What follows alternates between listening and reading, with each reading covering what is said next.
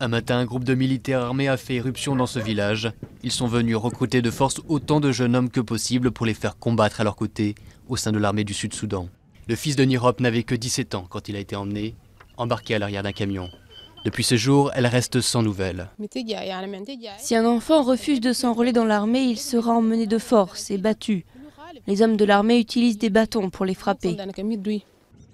D'après les habitants de cette région à la frontière entre le Soudan et le Sud-Soudan, des milliers d'hommes ont défilé ces dernières semaines. Récemment, les affrontements ont repris entre ces deux ennemis de longue date. Le chef local raconte que les gens sont appelés à se battre pour l'indépendance d'Abyei, un territoire qui n'appartient ni au sud ni au nord.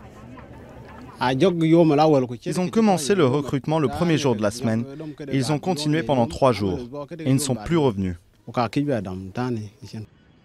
Simon Manuel est le directeur de l'école primaire. Quand les soldats sont entrés dans le village et ont rassemblé les hommes, ils ont aussi emmené de jeunes enfants. Ils ont été conduits sur un champ de bataille où des milliers de nouvelles recrues attendent un entraînement et des instructions.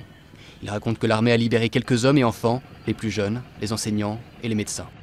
Ils ne faisaient pas de différence par rapport à leur âge.